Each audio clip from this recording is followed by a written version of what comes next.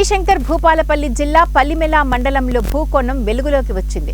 పేదలైన హరిజన గిరిజనులు గత కొన్ని సంవత్సరాలుగా దున్నుకుంటున్న భూములను డెక్కన్ సిమెంట్ కంపెనీకి రిజిస్ట్రేషన్ చేయడంతో భూకోణం వెలుగులోకి వచ్చింది. మఫ్తేదారుగా పేరుగాంచిన బాబు ఖాన్ వారసునిగా 2008లో దీన్ని తీసుకుని వచ్చి కొంతమంది బడా నాయకులు భూములను కొనుగోలు చేసి రిజిస్ట్రేషన్ చేసుకోగా వాటిని ఈ నెల 9వ 10వ తారీఖుల్లో డెక్కన్ కంపెనీకి రిజిస్ట్రేషన్ చేపట్టారు. టీఆర్ఎస్ పార్టీ మంతని మాజీ ఎమ్మెల్యే పుట్ట మధుకర్ స్థానిక రైతులతో మాట్లాడి మంత్రి శ్రీధర్ బాబు కుటుంబానికి 50% వాటా కోసమే ఈ పని చేయించారని ఆరోపించారు. ఆందోళన చేస్తుంటే మళ్ళీ అధికారంలోకి రాగానే మంత్రి గారు ఇవాళ ఇండస్ట్రీస్ మినిస్టర్ అయ్యిండు.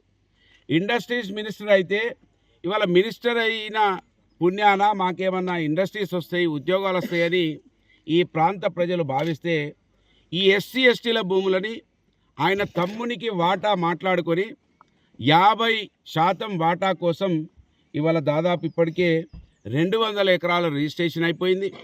ఎంఆర్ఓ కూడా ఆఫీసులో రిజిస్ట్రేషన్ చేయలేదు. దీని మీద ఎంక్వైరీ చేయాలి. మళ్ళీ వాళ్ళ ఎంక్వైరీ చేయకుండా వాళ్ళే సోషల్ మీడియాలలో పెడుతున్నారు, ఎంక్వైరీకి ఆదేశించిండు మంత్రి అని.